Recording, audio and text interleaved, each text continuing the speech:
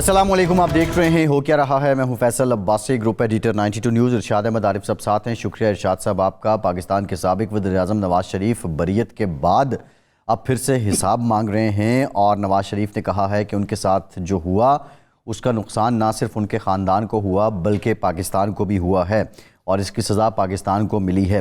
انہوں نے یہ بھی کہا کہ اگر یہ حساب نہ کیا گیا تو یہ ملک کے ساتھ آئندہ بھی کھیل ہوتا رہے گا، اور حساب اس لیے مانگ رہا ہوں کہ یہ کھیل اب بند ہو جانا چاہیے۔ میرا مقصد کسی سے انتقام لینا نہیں ہے، لیکن میری مراد یہ ہے کہ یہ حساب لیا جائے۔ مجھے ججز کی جانب سے سیزلین مافیا کہا گیا، گاڈ فادر کہا گیا، سازشی شام کو آتے تھے اور آ کر باتیں کرتے تھے، اور اس کی سزا صرف اور صرف پاکستان کے عوام کو ملی ہے۔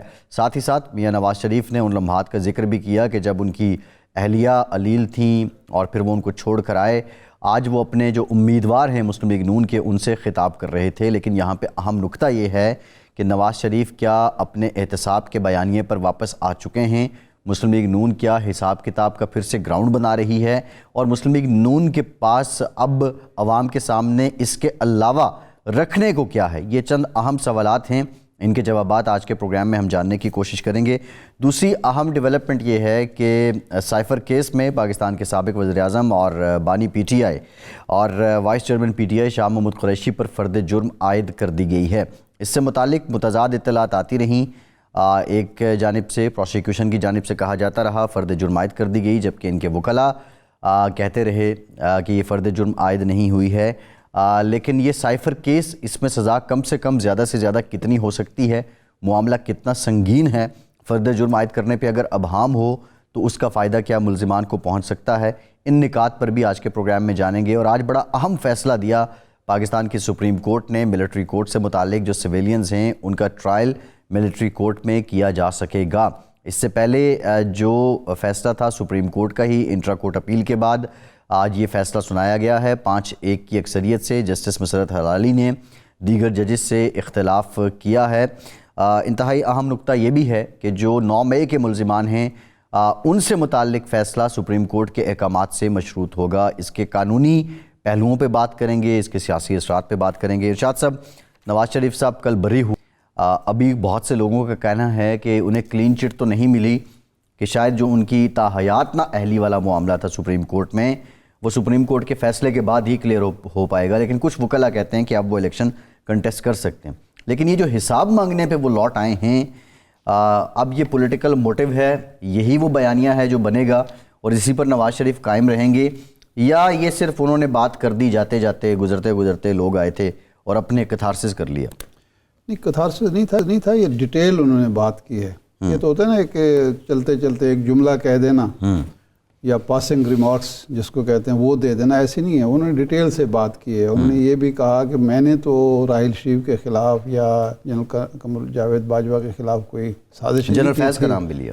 ہاں، تو یعنی وہ نام لے کے انہوں نے کہا۔ پھر انہوں نے کہا کہ یہ میری ذات کا مسئلہ نہیں ہے، حالانکہ مجھے بھی بہت تکلیف ہوئی، میرے خاندان کو تکلیف ہوئی، لیکن ملک کے ساتھ جو کچھ ہوا تو، اور پھر یہ اس لیے انہوں نے کہا جو آپ انٹرو میں کہہ چکے ہیں کہ اس لیے حساب کتاب ضروری ہے کہ آئندہ روک تھام ہو۔ تو جو میں سمجھتا ہوں وہ یہ ہے کہ ایک تو میاں صاحب اس سے پیچھے نہیں ہٹے تھے، اپنا جو ماضی کا ان کا ایک وہ ہے۔ البتہ شہباز شریف صاحب نے اور کچھ لوگوں نے ان کو اس بات پہ مجبور کر دیا کہ جی آپ یہ ماضی کا جو تلخ باب ہے فی الحال نہیں کھولیں گے اور نہیں چھیڑیں گے۔ اب نواز شریف صاحب کا جو انہوں نے بیانیہ دینے کی کوشش کی تعمیر و ترقی کا، لوڈ شیڈنگ کا خاتمہ اور پھر سے سب ٹھیک کرے گا، وہ سارا وہ چل نہیں پا رہا۔ لوگوں کو اب یہ 14 ماہ 16 ماہ کی جو حکومت ہے وہ پتہ ہے کہ وہ مسلم لیگ کی حکومت تھی، پی ڈی ایم کی حکومت تھی، یہ سارے وہ کچھ نہیں کر سکے تو انہوں نے کیا کر لینا ہے اکیلے۔ تو اب یہ اور وہ یہ بھی سمجھتے ہیں جب نواز شریف صاحب بیٹھتے ہیں اپنے ان نورتنوں کے ساتھ تو وہ ان کو کچھ اور سکھاتے ہیں یا پڑھاتے ہیں یا بتانے کی کوشش کرتے ہیں، اور جب وہ پبلک کے جو نمائندے ہیں، عوامی نمائندے ہیں اور جو ٹکٹ ہولڈر ہیں، جب وہ آتے ہیں مختلف علاقوں سے اور یا کارکن ملتے ہیں. اب اول تو اب جو بڑے لیڈر ہیں ان کارکنوں کے بیچاروں کی رسائی نہیں ہوتی ان کی, لیکن جب وہ ملتے ہیں تو وہ کچھ اور بتاتے ہوں گے ان کو کہ جناب وہاں تو. لیکن ارشاد صاحب میرا کنسرن ہے اس کی ٹائمنگ پہ. کل وہ بری ہوئے, آج وہ یہ بات پھر کر رہے ہیں, اور اس بات کو لے کر آپ کو پتہ ہے کہ جب برطانیہ میں انہوں نے بات کی تھی, آگے بڑھیں گے. یہ بات جب الیکشن کمپین شروع ہوگی تو میرا اندازہ یہ ہے کہ یہ زیادہ شدت سے بات کریں گے, کیونکہ انہوں نے دو چیزیں جو ہیں وہ اکیلے تو نہیں ہیں نا, ان کے ساتھ بھی کچھ لوگ ہیں جنہوں نے مشرف کے دور میں, پھر عمران خان کے دور میں جیلیں کاٹیں, مشکلات کا شکار ہوئے, تو وہ بھی تو ظاہر ہے ان کو. لیکن اس میں ایک سوال ہے, جن لوگوں سے انہوں نے سیٹ ایڈجسٹمنٹ کی ہے اس میں بلوچستان عوامی پارٹی ہے, آئی پی پی ہے, مولانا سے بھی بات کی ہے, کیا یہ سب نواز شریف کے ہم آواز ہوں گے؟ ہوں نہ ہوں, اس سے کیا فرق پڑتا ہے؟ لیڈر تو نواز شریف ہے نا. کیا نواز شریف صاحب خالد مکسی کے کہنے پر, اچھا خالد مکسی جو بھی ہوں بہرحال وہ ایک قوم پرست ہیں, وہ ان کے ہم آواز نہ بھی ہوں تو وہ مخالفت تو نہیں کریں گے. ایم کیو ایم والے ہم آواز نہ ہوں مخالفت تو نہیں کریں گے. زیادہ سے زیادہ آپ تحریک استحکام پاکستان پارٹی سے یہ توقع کر سکتے ہیں کہ وہ ان کو روکنے کی کوشش کریں کہ جناب یہ بات نہ کریں, کم از کم یہ مناسب نہیں ہے. صحیح. لیکن باقی تو کہیں گے. اب اصل میں امتحان جو ہے وہ ہے شہباز شریف صاحب کا, کہ شہباز شریف صاحب ان کو روکنے میں کامیاب ہوتے ہیں یا نہیں ہوتے. مریم صاحبہ کی بھی سوچ چونکہ یہی ہے جو شہباز شریف صاحب کی, اب نا جو نواز شریف صاحب کی سوچ ہے وہی مریم کی سوچ ہے. لیکن یہ بھی تو ارشاد صاحب ہم دیکھ رہے ہیں کہ مریم صاحبہ کنونس ہو گئی تھی شہباز شریف صاحب کی باتوں سے, وہ وقتی طور پر. اچھا دیکھیں ہوتا یوں ہے کہ ایک ہوتا ہے پبلک پریشر, ایک ہوتا ہے اپنے کولیگز کا پریشر.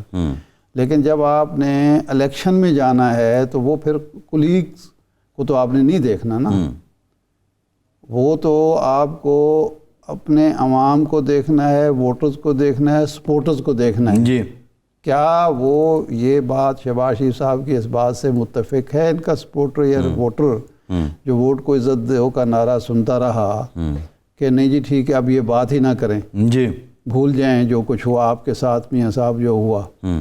اور جب لیڈر کے ساتھ کچھ ہوتا ہے تو وہ ہمارے یہاں کی روایت ہے کہ وہ اصل میں ملک کے ساتھ ہو رہا ہوتا ہے, قوم کے ساتھ ہو رہا ہوتا ہے, لیڈر کے ساتھ نہیں ہو رہا. لیڈر تو اپنی غلطی. لیکن شاہ صاحب دیکھیں یہ ایک کنفیوژن بھی تو پھیلا رہا ہے نا. دیکھیے اب ایک تو بات سمجھ آتی ہے آپ کے پاس ٹائم ہو, آپ بیانیہ شفٹ کریں, 2-3 مہینے لگائیں, لوگوں کو ایک بیانیے سے دوسرے بیانیے پہ لگائیں, بات سمجھ آتی ہے. ایک جانب آپ کہتے ہیں میں نے معاملہ اللہ پہ چھوڑ دیا, دوسری جانب آپ حساب مانگتے ہیں. نچلے لیول کی جو قیادت ہے اس سے جب ہم بات کرتے ہیں تو وہ یہ کہتے ہیں حساب سے مراد ہماری یہ ہے کہ ادارے خود احتسابی کریں. یعنی اب ججز جو ہیں سپریم جوڈیشل کونسل یا سپریم کورٹ بلائے وہ اپنے کسی ساتھی کو کا حساب کرے یا دیگر ادارے کریں. کہنے کا مقصد یہ کہ یہ تو مزید کنفیوز نہیں کرے گا ان کے کارکن کو؟ نہیں بالکل نہیں کنفیوز کرے گا. اگر وہ اس پر دیکھیں جو چیز سمجھنے کی ہے وہ یہی ہے جو ہمیشہ میں کہا کرتا ہوں کہ ہمارے یہاں جو لیڈر ہوتا ہے وہ صرف سیاسی لیڈر نہیں ہوتا, وہ پیر و مرشد بھی ہوتا ہے, وہ غلطیوں سے پاک مسیحا بھی ہوتا ہے, اور اس کا کہا حرف آخر بھی ہوتا ہے. لوگوں نے آنکھیں بند کر کے اس پہ یقین کرنا ہوتا ہے. جی ابھی ہم اس سطح پر نہیں آئے تعلیم کے ذریعے, شعور کے ذریعے, تربیت کے ذریعے کہ ہم اپنے لیڈر کے ساتھ اختلاف کریں یا لیڈر کی بات کو جھٹلائیں یا اس پہ دلیل اور منطق کے ساتھ اس کو غلط ثابت کریں. جو لیڈر نے کہہ دیا وہ کہہ دیا. صحیح. تو جب یہ میاں صاحب یہ نعرہ, اچھا دوسری بات یہ بھی ان کی مجبوری ہے کہ بلاول جو گفتگو کر رہا ہے وہ آصف علی زرداری صاحب سے بالکل الگ ہے. وہ بھی یعنی بلاول لے رہے ہیں, وہ لینے کی کوشش کر رہا ہے. اس نے کہا ہے کہ ڈکٹیشن بند ہو جائے تو جمہوریت آگے بڑھ سکتی ہے, ڈکٹیشن ملتی ہے تو جمہوریت کے راستے میں رکاوٹیں کھڑی ہوئی تھیں. یہ بھی ان کے ساتھ مسئلہ ہے.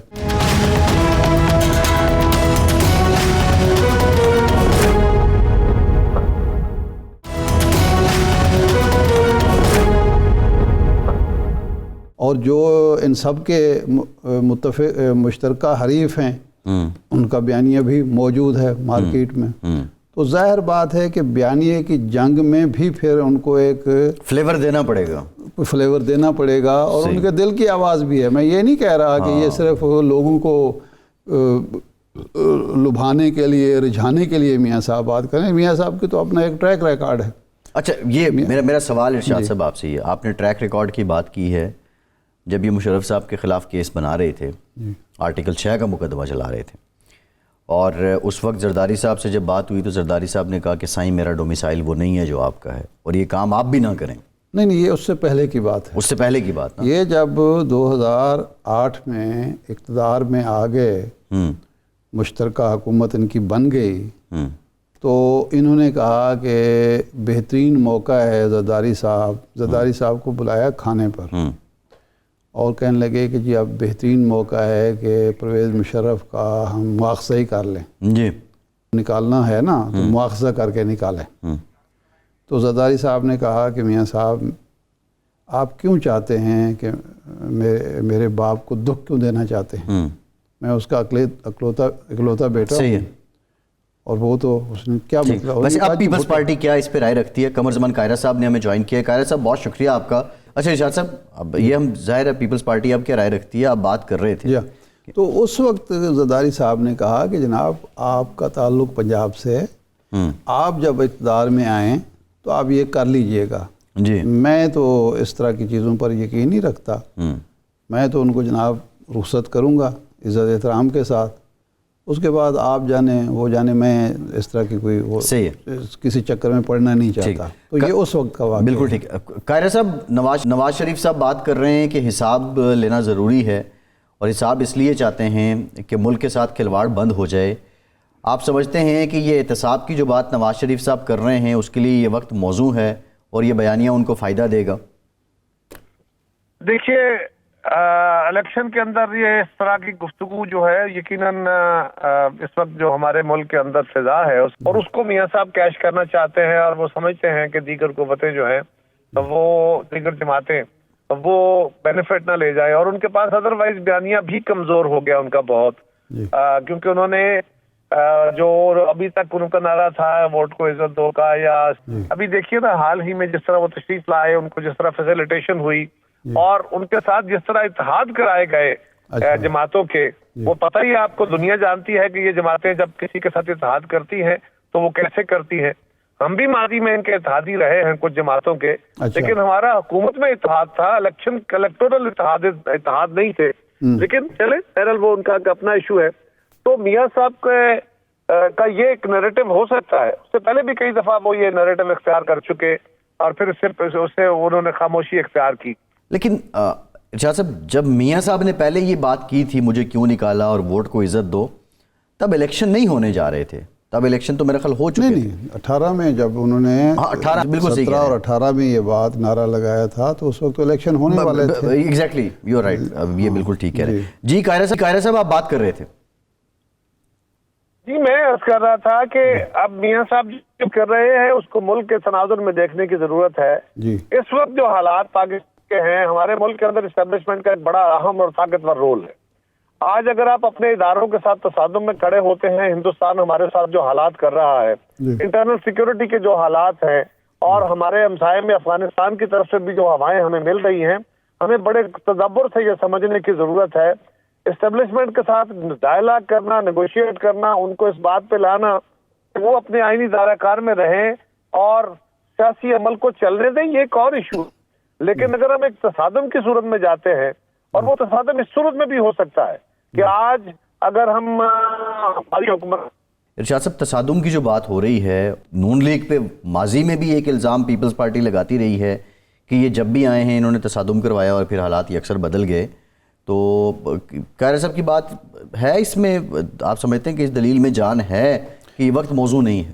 دیکھیں، بات یہ ہے کہ سیاست دانوں کے پاس سپیس لینے کا جو بہترین طریقہ ہے اور جو ترکی میں آزمایا گیا ہے وہ اردوان نے آزمایا ہے. پہلے وہاں بھی یہی چپکلش چلتی رہی، کئی وزیر اعظم نااہل ہوئے، اقتدار سے محروم ہوئے، مارشل لا تک لگے، بار بار لگے.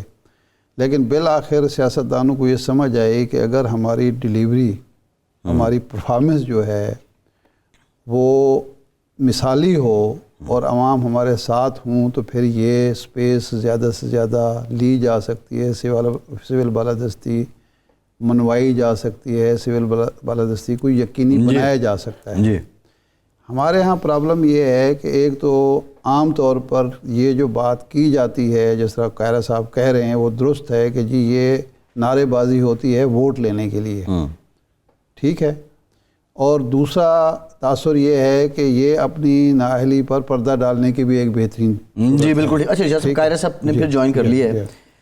جی قاہرہ صاحب آپ کی بات کٹ گئی تھی، آپ فرمائیں۔ ارشاد عارف صاحب، میں یہ عرض کر رہا تھا کہ ہمیں ملکی حالات کو سامنے رکھتے ہوئے یہ دیکھنا چاہیے کہ تصادم کا راستہ بہتر ہے، کیونکہ آرام سے یہ تو نہیں ہو جائے گا کہ ادارے اپنے سابق سینئر یا سابق خراب ہونے دیں، یہ رسم نہ پڑے، یہ تو ایک تسلسل کے ساتھ ایک کوشش ہے نا، اور پاکستان کی بہت ساری باتوں سے بھری پڑی ہے، اور لیکن کیا وہ تصادم کی صورت پر رکے یا اس کو ٹروتھ اینڈ ریکنسیلیشن کمیشن جو محترمہ بینظیر بھٹو کا خواب تھا انہوں نے ہمیں وے فارورڈ دیا تھا سی او ڈی میں، یا اس کے ذریعے رکے؟ تو میرا خیال ہے، میں تو سمجھتا ہوں، میری جماعت سمجھتی ہے کہ ٹروتھ اینڈ ریکنسیلیشن کمیشن کا جو راستہ ہے وہ بنیادی طور پہ مقصد کیا ہے؟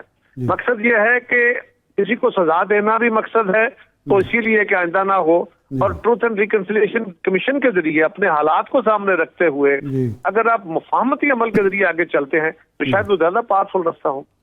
اچھا، ایک جو راستہ ہمیں نظر آیا وہ ترکی میں نظر آیا کہ وہاں ہم سے زیادہ یہ صورتحال تھی، حکومتیں بنتی تھیں، بگڑتی تھیں، وزیر اعظم جیلوں میں بھی جاتے تھے، لیکن اردوان نے ایک راستہ دکھایا، وہ یہ ہے کہ حکومت کی اور وزیر اعظم کی اور حکمران جماعت کی پرفارمنس اتنی شاندار ہو، اتنا مثالی ہو کہ اس کے بعد پھر کسی کو مداخلت کی نہ ضرورت ہو نہ جرت ہو۔ تو یہ سب سے بہتر راستہ نہیں ہے؟ یہ بھی بلا شبہ کوئی دوسری رائے نہیں ہے ارشاد صاحب۔ جو مستحکم جمہوری عمل ہے نا، وہ اسی صورت میں ہوگا جب ہمارے اداروں کی پرفارمنس، وہ پارلیمان ہے، وہ ہماری اسمبلیاں ہیں، وہ سول حکومتیں ہیں، جب ان کی پرفارمنس اپ ٹو مارک ہوگی، بہترین ہوگی، ان کی فنکشننگ ٹرانسپیرنٹ ہوگی، تو یقیناً باقی ادارے ان کے نیچے آ جائیں گے ان کی اپنی پرفارمنس کی وجہ سے۔ لیکن یہ کوئی شارٹ ٹائم میں کسی قانون بنا دینے سے، کسی ایک بندے کی خواہش کر لینے سے تو نہیں ہو جانا۔ اس کے ساتھ تو آپ کو ایک تسلسل سے ایک عمل ہے جس میں چلنا ہے، اور صرف اداروں نے نہیں، قانون نہیں بدلنے، پورے سماج کی عادتیں بدلنی ہیں، لوگوں کے دیکھنے کے اینگل بدلنے ہیں، لوگوں کے ریئیکشن تبدیل ہونے ہیں، تب جا کے ہم اس پوزیشن میں آ سکیں گے۔ میں سمجھتا ہوں کہ ترکی تو ہم سے بہت مختلف ملک ہے، لیکن وہاں سلطنت عثمانیہ سے لے کے ان کے ملک کے اندر ایک خاص مزاج رہا ہے، وہ ایک قوم رہے ہیں، وہ دنیا کے حاکم رہے ہیں، ان کے ہاں ریئیکشنز اور طرح ہیں، اور پھر ان کی سیاسی جماعتوں نے بھی استحکام پکڑا ہے، ان کی اکانومی ہم سے کہیں اور کھڑی ہے، اس اکانومی کو مستحکم کرنا، اس کو بہتر کرنا، اور وہاں بھی رائٹ ونگ لیفٹ ونگ کی ایک بڑی لمبی لڑائی رہی، لیکن ہمارا کوئی تمثیل نہیں ہے ان کے ساتھ، ہمارے ساتھ اس وقت بہت مشکل حالات۔ قاہرہ صاحب ٹھیک ہے، بات ابھی زرداری صاحب کا انٹرویو آیا جس میں انہوں نے کہا کہ 2-3 ہفتے اگر الیکشن آگے بھی چلے جائیں تو اس میں کوئی امر مانے نہیں ہے، لیکن صاحب نے الیکشن کی تاریخ کے لیے سب سے زیادہ زور لگایا، سب سے زیادہ آپ مطالبہ کرتے رہے۔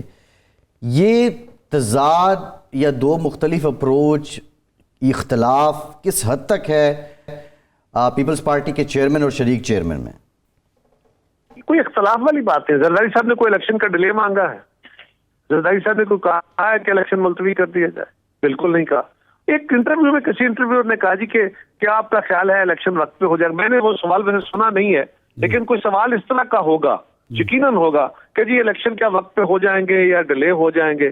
تو انہوں نے کہا کہ الیکشن ہونے چاہیے، ہاں اگر کوئی 10 دن آگے 8 دن آگے ہو جاتے ہیں الیکشن کمیشن کی کسی مجبوری کی وجہ سے تو اور بات ہے۔ تو یہ جو 8-10 دن آگے کر دینے کا عمل کہنا ہے، یہ ایک سوال کے جواب میں کیجول سی بات ہے کہ اگر تھوڑا بہت آگے میں ایڈجسٹمنٹ کرتا ہے الیکشن کمیشن تو نتھنگ رانگ، لیکن الیکشن کے التوا کی بات تو وہ نہیں کر رہے نا۔ چلیں ٹھیک ہے، بہت شکریہ قمر زمان قاہرہ صاحب آپ کے وقت کا۔ ایک بریک لینے کے بعد بات کریں گے آج جو سپریم کورٹ نے ملٹری کورٹس میں سویلین کے ٹرائل کا فیصلہ دیا ہے، اس پر ہمارے ساتھ رہیے۔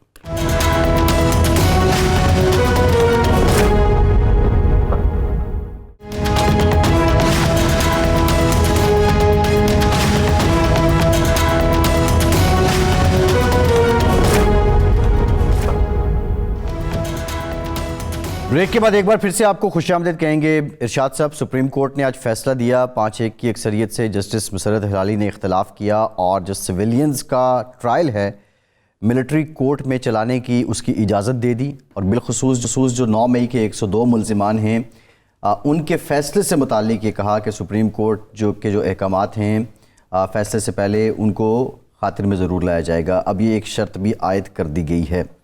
पाकिस्तान की मौजूदा हालात और इससे पहले भी दहशतगर्दी ने जिस तरह पाकिस्तान को मुतासर किया, फिर पाकिस्तान के अंदर एक आइडियल निज़ाम इंसाफ का ना होना, इन हालात में ये फ़ैसला आना और इसके असरात क्या होंगे। और बिलखुसूस जो मुख्तलिफ़ पॉलिटिकल स्कूल ऑफ थाट्स हैं वो अपने अपने कोई इसको अप्रिशिएट कर रहा है, कोई तहफ़्फ़ुज़ात का इजहार भी कर रहा है। अच्छा, ये वजाहत ज़रूरी है कि सुप्रीम कोर्ट ने आज कोई फ़ैसला नहीं दिया। अपील, इंट्रा कोर्ट अपील पर इंट्रा कोर्ट अपील थी उस फैसले के ख़िलाफ़ जो 5 जजेस ने दिया था, जिसमें एक तो मिलिट्री कोर्ट्स की सारी कार्रवाई को कलअदम करार दिया था, आर्मी एक्ट की एक शिक को कलअदम करार दिया था 2-1D, और उसके बाद ट्रायल को रोक दिया था। तो आज अदालत ने उस फैसले को पर हुक्म इम्तनाई जारी किया है। अबूरी हुक्म एक जारी हुआ है जिसके तहत ट्रायल जारी रहेगा, लेकिन कोई फ़ैसला मिलिट्री कोर्ट नहीं कर पाएगी जब तक कि सुप्रीम कोर्ट का फ़ैसला नहीं आता। हतमी फ़ैसला सुप्रीम कोर्ट के फ़ैसले से मशरूत होता है। अगर तो अपील मंजूर हो जाती है तो तब वो हतमी फ़ैसला भी कोर्ट कर पाएगी, मिलिट्री कोर्ट जो है। लेकिन अगर अपील मंजूर नहीं होती, फ़ैसला बरकरार रहता है, तो फिर मिलिट्री कोर्ट की कार्रवाई। आप कह रहे हैं कि ये ऑर्डर ऑफ द डे है? ये अबूरी हुक्म है। अबूरी हुक्म है, सही है, अबूरी हुक्म है, क्योंकि ख्वाजा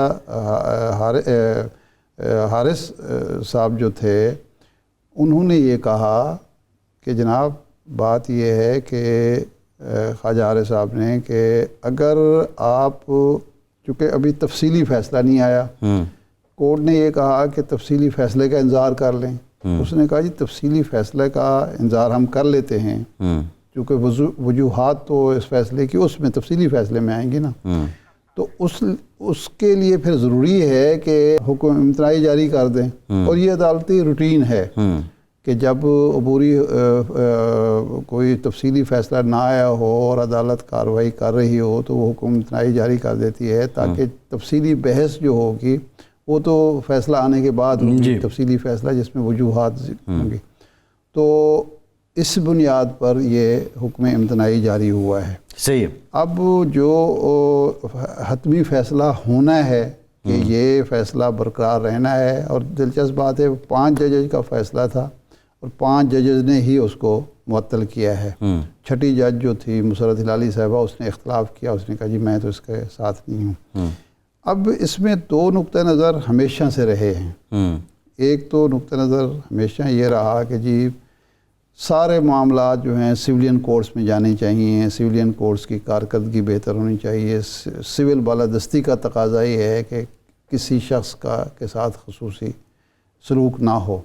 लेकिन दूसरा नुक्ता नज़र ये रहा है कि जो बुनियादी नोयत के मामलात होते हैं, ख़ास तौर से सिक्योरिटी से मुतल्लिका, ये जो सिविल कोर्ट्स हैं ये इसको एक तो लटका देती हैं और बसाओ का बात जारी रखिएगा। हाफिज़ एहसान अहमद साहब ने भी हमें ज्वाइन किया है, माहिर कानून हैं, मायनाज कानूनदान है। बहुत शुक्रिया हाफिज़ साहब आपका, आपसे गुफ्तगू करते हैं। जी इरशाद साहब, बसाओ टेक्निकल बेसिस पे, ग्राउंड्स पे बड़े सीवियर किस्म के और संगीन किस्म के जो जराइम में मुलव्वस लोग होते हैं उनको भी आज़ादी मिल जाती है। आपको याद होगा कि सेठ वकार साहब जो former chief justice Peshawar high court के चीफ जस्टिस थे, उन्होंने कोई 170 के करीब लोग जो थे छोड़ दिए थे दहशतगर्द जो थे। तो इसलिए एक नुक्ता नज़र ये रहा है कि जी ये एक तो मामलात जो हूँ सिक्योरिटी से मुतल्लिका उनको जल्दी निपटाना ज़रूरी है, उसको तवालत ना दी जाए, और दूसरा मिलिट्री कोर्ट में हो ताकि टेक्निकल बुनियादों पर किसी संगीन मुजरिम को रिहाई ना मिल सके। बिल्कुल ठीक है। तो ये दोनों नुक्ते नज़र मौजूद हैं। अब देखते हैं कि हतमी फ़ैसला क्या होता है, लेकिन हाफिज़ एहसान साहब चूँकि एक्सपर्ट हैं, وہ ہم رہنمائی کر سکتے ہیں کہ آج کا جو فیصلہ ہے عدالت کا، حکم امتناعی جو جاری ہوا ہے، اس کے کیا اثرات ہوں گے، اور کیا آئندہ کے لیے اب یہ روایت بنے گی کہ سیکیورٹی کے معاملات جو ہیں وہ ملٹری کورٹس ہی میں چلا کریں۔ جی آپ صاحب۔ بسم اللہ الرحمن الرحیم۔ جی ارشاد عارف صاحب، آپ کا بہت شکریہ کہ آپ نے موقع دیا۔ جو سب سے پہلے ایک چیز کلیئر کرنے کی ضرورت ہے وہ یہ ہے کہ کیا دنیا بھر کے اندر جو نیشنل سیکیورٹی کے ایشوز ہیں، یا آپ کے ایسفنیج کے ہیں، یا آپ کے آفیشل سیکرٹ ایکٹس کے ہیں، یا اس کے بعد یہ ہے کہ اگر کوئی ریاست کے خلاف کھڑا ہوتا ہے ملک کے اندر یا باہر، یا ملک کے اندر ویپن اٹھا کے ریاست کے یا ریاستی اداروں پہ حملہ آور ہوتا ہے، تو اس کے اندر دنیا بھر کے قوانین کیا ہیں؟ وہ دنیا بھر کے ہر ملک کے اندر قوانین یہ ہوتے ہیں کہ ان کو اسپیشل ٹریٹمنٹ دیا جاتا ہے، اسپیشل لا بنتے ہیں، اسپیشل پروسیجر بنتا ہے، اور اسی اسپیشل پروسیجر کے اندر لوگوں کو کاگنیزنس کیا جاتا ہے، انویسٹیگیٹ کیا جاتا ہے اور پروسیکیوٹ کیا جاتا ہے۔ یہ چاہے امریکہ ہے، برطانیہ ہے، پاکستان ہے، اور یہ سارے ممالک ہیں۔ اب اس کی دوسری فیز آتی ہے۔ دوسری فیز یہ آتی ہے کہ کیا دنیا کے ان ممالک نے ان لا جن کی طرف میں نے اشارہ کیا ہے ان کو اپنے ملٹری لاز کے اندر کور کیا ہے یا نیشنل سیکیورٹی لاز کے اندر کیا ہے؟ دنیا کے بہت سارے ممالک نے یا ملٹری لاز کے اندر ہی اسے رکھا ہے، یا انڈیپینڈنٹ نیشنل سیکیورٹی لاز انہوں نے بنائے ہیں، اور اس کے اندر ایک انہوں نے اسٹرنجنٹ میئرز بھی دیے ہیں۔ اب تیسری اس چیز کے اندر ہے کہ کیا پاکستان کے اندر یہ لاز جو تھے جس کے اندر یہ تھا کہ کوئی ایسفنیج ہے یا ریاستی اداروں پہ حملہ ہوتا ہے، یا ریاست کے خلاف کھڑا ہوتا ہے، یا ایسفنیج کرتا ہے، یا بغاوت کرواتا ہے، یا یہ ہے کہ وہ ملٹری کا امپلائی جو ہے، جو ریگولر امپلائی نہیں ہے، آپ کا سویلین ہے، تو اس کو ٹرائی کس طرح کیا جائے۔ تو 1952 کے اندر جب یہ لا بنے تو اس کے بعد 1967 تک یہ کانسیپٹ نہیں تھا۔ 1967 کے اندر صرف امینڈمنٹ یہ کی گئی کہ اگر کوئی شخص پاکستان آرمی کے جو 3 ڈپارٹمنٹس ہیں، آرمی، نیوی اور ایئر فورس، اگر ان کا ریگولر امپلائی نہیں ہے اور وہ یہ کام کرتا ہے جس کی طرف میں نے اشارہ کیا ہے، تو آپ ان کو ملٹری لاز کے اندر کاگنیزنس بھی لے سکتے ہیں، جس میں سیکشن 59(4) ہے سیول اوفینس بھی، اور آپ ان کو جو ہے ملٹری کورٹس کے اندر ٹرائی کرتے ہیں۔ اب جب یہ چیز تھی، یہ 1962 کے کانسٹیٹیوشن کے نیچے بنا۔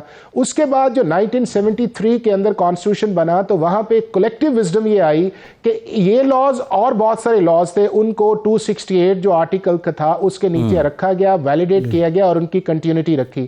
ساتھ ہی اس کے اندر انہوں نے امینڈمنٹ یہ کر دی کانسٹیٹیوشن کے اندر جو تھی، جو فنڈامنٹل رائٹس اس کی بات کی جاتی ہے، اس کے اندر انہوں نے آرٹیکل 8 جو ہمارا فنڈامنٹل رائٹس کا، اس کے اندر انہوں نے سب آرٹیکل 3 جو انٹروڈیوس کر دیا کہ ان لاز کی ایکسیپشنز موجود ہے اور ان کو آپ ultra vires of the constitution نہیں کر سکتے۔ اب یہ معاملہ جو ہے پہلی دفعہ سپریم کورٹ کے اندر گیا، تو آج جو 2023 کے اندر باتیں ہو رہی ہیں، یہ 75 میں بھی باتیں ہوئی تھیں کہ ڈیو پروسیس آف لا نہیں ہے۔ سپریم کورٹ کے اس وقت کے چیف جسٹس حمود الرحمان صاحب نے کہا ڈیو پروسیس آف لا ہے۔ اس وقت بھی یہ کہا گیا کہ یہ 73 کے کانسٹیٹیوشن کے نہیں آیا، تو انہوں نے کہا کہ 268 بھی آئی ہے، آرٹیکل 8 بھی آیا ہے، اور اس کے اندر پارلیمنٹ کی کمپیٹنسی بھی ہے۔ جی اس وقت یہ کہا گیا کہ آرٹیکل 25 کی بھی ایک وائلیشن ہے کہ ایک شخص ایسا سویلین ہے کہ آپ اس کو ریگولر کے اندر لے کے جائیں اور پھر اس کے اندر آپ اس کو دوسرے کو ملٹری کورٹس کے اندر لے کے جائیں۔ سپریم کورٹ نے اس ججمنٹ میں بھی کہا کہ کوئی آرٹیکل 25 کی وائلیشنز نہیں ہے۔ اگر کوئی شخص ایک کلاس سے نکل کے دوسری کلاس کا کوئی کاگنیزنس کرتا ہے یا جرم کرتا ہے تو اس کی سزا اس کے مطابق وہ پروسیجر اڈاپٹ کرے گا۔ اور فائنلی انہوں نے یہ کہا کہ اگر کوئی اس سے سمجھتا ہے کہ وہ پروسیس ٹھیک نہیں ہوا تو وہ ہائی کورٹ میں بھی آ سکتا ہے اور وہ سپریم کورٹ کے اندر بھی آ سکتا ہے۔ اور یہ جو پریسیڈنٹ تھا، آج تک سپریم کورٹ آف پاکستان کی ایون جو 23 اکتوبر والی ججمنٹ آئی ہے اس کے اندر بھی اس لا کو، ان پرنسپلز کو، اس پریسیڈنٹ کو ریوزٹ نہیں کیا۔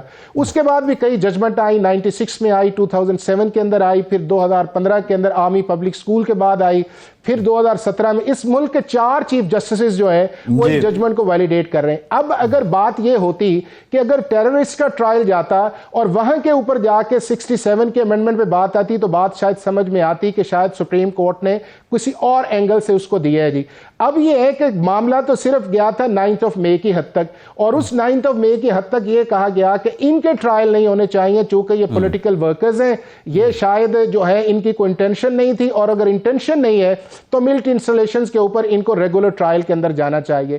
اب پریئر بھی یہ تھی، کنٹینشنز بھی نہیں تھی، اور نیریٹیو بھی یہ بنایا گیا، لیکن سپریم کورٹ آف پاکستان نے نے کیا کیا کہ 9 مئی سے آگے جا کے وہ جو ایک پروسیس تھا 67 سے شروع ہوا تھا 55 سال سے چل رہا تھا, سپریم کورٹ نے اس کو نل اینڈ وائڈ کیا دو لائن سے.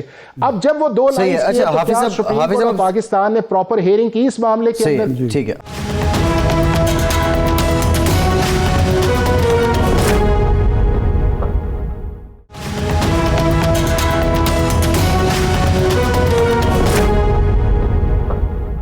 حافظ صاحب, اب سوال یہ ہے کہ آج کا جو ایک حکم آیا ہے اس میں یہ کہا گیا ہے کہ یہ جو 102 ملزمان ہیں ان سے متعلق حتمی فیصلے سے پہلے سپریم کورٹ کے جو احکامات ہیں ان کی شرط لازمی ہے. اس کی کیا انٹرپریٹیشن ہے؟ آج کے فیصلے کی تشریح کیا ہے؟ اس کو کیا سمجھا جائے؟ دیکھیں, جب فیز 1 اس کیس کا چل رہا تھا تو اس وقت سپریم کورٹ آف پاکستان کے سامنے اٹارنی جنرل آف پاکستان نے ایک ایشورنس دی کہ جتنی دیر یہاں پہ کیس ہے یہ اگلی ڈیٹ تک ہم ان کا پروسیس نہیں کریں گے اور آپ ایک فیصلہ کریں. یہ بات ایک ہوئی تھی. اب یہ جو کاگنیزنس بھی ہوا, یہ 102 لوگ تھے, ان کے ٹرائل جو تھے اسی سٹیج کے اندر رک گئے. اب جب 23 اکتوبر والی بات آئی تو ایک ہی دن ہیئرنگ کر کے تو بات صرف جو تھی 9 مئی کی تھی, ایک فیصلہ آ گیا اور اس فیصلے کے اندر 2 لائنز کے اندر آپ نے کہا کہ الٹرا وائرسوں کا. اب اس کی جو نوبت آئی ہے سپریم کورٹ آف پاکستان کے اندر, جس کی طرف ارشاد عارف صاحب پہلے فرما رہے تھے, وہ یہ ہے کہ اس وقت supreme court of Pakistan review jurisdiction کے اندر نہیں ہے.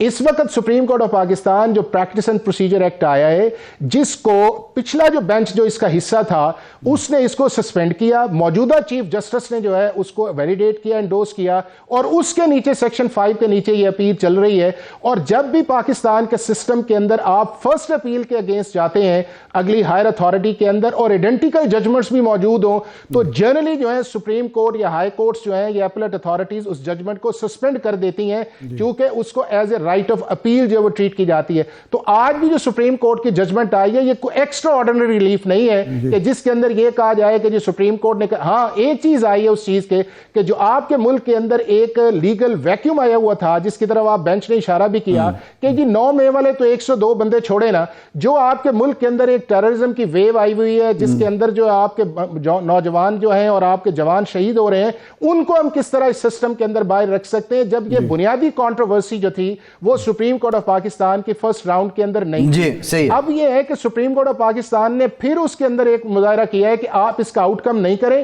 آپ اس پروسیس کو جو ہے وہ چلنے دیں, لیکن اس کا فیصلہ ہمارے سے مشروط ہوگا. اب وہ جو 23 اکتوبر والی ججمنٹ ہے اس کی ریزننگ پہلے آ جانی چاہیے تھی کہ اگر آپ کسی لا کو الٹرا وائرس کرتے ہیں تو فوراً ریزننگ آنی چاہیے, اتنی ڈیلے نہیں ہے. اب اگر وہ ان کی ریزننگ آئے گی اس کے بعد جو یہ بات تو کلیئر ہوگی. آپ صاحب بھی لی جائیں گی اور پھر سپریم کورٹ کو چاہیے کس کا بارے. آپ صاحب آپ نے جو کہا نا کہ ساری دنیا میں ہوتا ہے کہ اسپیشل لاز بھی بنتے ہیں, اسپیشل کورٹس بھی بنتی ہیں.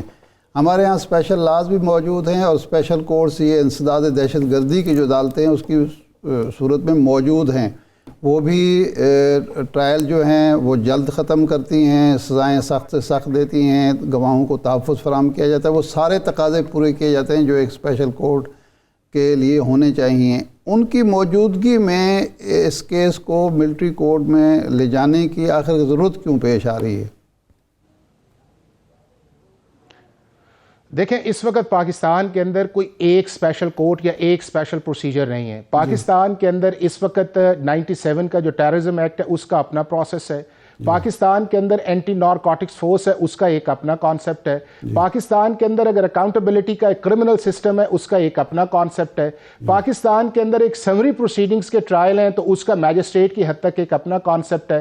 پاکستان کے اندر اگر فیملی ٹرائلز ہونے ہیں تو اس کا ایک اپنا کانسیپٹ ہے. اور اسی طرح دنیا کے اندر نیشنل سیکیورٹی کے اپنے اس کو اوور لیپ نہیں کرنا چاہیے کہ جی ایک ریگولر کرمنل سسٹم کے ہوتے ہوئے دوسرا سسٹم ہو نہیں سکتا. یہ کوئی لیگل آرگومنٹ نہیں ہے. ہاں, یہ ہو سکتا ہے کہ اگر آپ سمجھتے ہیں کہ وہ جو اسپیشل سسٹم ہے اس کے سسٹم کو امپروو کرنے کی ضرورت ہے یا اس کی ڈسکرپشن سٹرکچر کرنے کی ضرورت ہے کہ یہ کون ایسا شخص ہے جس کا ملٹری کورٹس کے اندر ٹرائل ہونا چاہیے یا نہیں ہونا چاہیے, بحث اس حد تک جانی چاہیے. لیکن آپ اس بحث سے آگے جا کے آپ کہیں لا ہی نہیں ہے, تو جب لا ہی نہیں ہے تو بحث تو ختم ہو گئی. پھر اگر یہ نہیں ہے تو دنیا کے دوسرے ممالک کے اندر کیوں اسپیشل لاز بنتے ہیں؟ امریکہ کے اندر جب 9/11 بنا تو انہوں نے اپنا ایک نیا ڈپارٹمنٹ, ایک نیا لا کھڑا کیا. ابھی جو ہے جو آپ کے سائبر کرائمز ہے اس کے اندر ہر ملک جو ہے وہ سوشل جو میڈیا اس کے اوپر اپنے اوفینسز ہیں. آپ سنگاپور جیسے ملک کے اندر سوشل میڈیا کی اگر وائلیشن کرتے ہیں تو 10 سال اس کی قید ہے اور اس کا جرمانہ جو ہے وہ پاکستان کے ملینز. حافظ صاحب سوال یہ ہے, میں نے تو یہ کہا کہ اسپیشل لاز بھی موجود ہیں, اسپیشل کورٹس بھی موجود ہیں. یہ جو دہشت گردی کا ہی واقعہ ہے نا, دہشت گردی کی جو عدالتیں ہیں وہ موجود ہیں اور اسپیشل لا کے تحت ہی ہیں. اس میں اور ملٹری کوڈ میں فرق کیا ہے یہ مجھے ملزمان کا کیا فرق ہے؟ کون سے ملزم کو انسداد دہشت گردی عدالت میں ٹریٹ کیا جاتا ہے اور کون سے ملزم کو ملٹری کورٹس میں لے کے جایا جائے گا؟ جی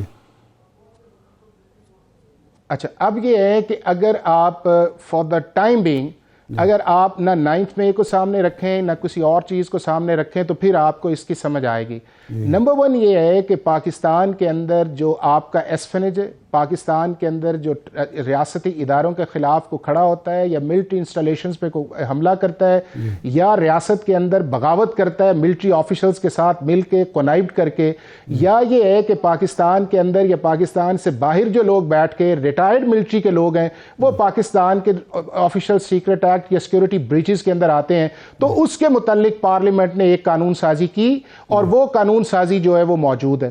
اب اس کے بعد اگلی چیز وہ آ جاتی ہے جو پاکستان کے اندر پہلی دفعہ یہ ہوا ہے کہ پاکستان کے جو سویلینز پولیٹیکل پارٹی کے لوگ تھے انہوں نے وہ بریچ کیا اور ملٹری انسٹالیشنز کے اندر گئے اور وہاں پہ جا کے آپ کے سامنے وہ پکچرز بھی ہیں. اب وہ جو پکچرز آ گئیں تو لا جو ہے وہ انٹینشن نہیں دیکھتا, لا آپ کا ایکٹریسیا دیکھتا ہے. مثلا اگر آپ کسی کو مکہ مارنا چاہیں یا آپ کسی کے گھر گھس جائیں اور آپ کہیں میری تو نیت نقصان پہنچانے کی نہیں ہے, لیکن لا آپ سے یہ ڈیمانڈ کرتا ہے کہ آپ نے وہ جو آپ کی جہاں پہ آپ کی آزادی تھی اس سے آپ آگے گئے.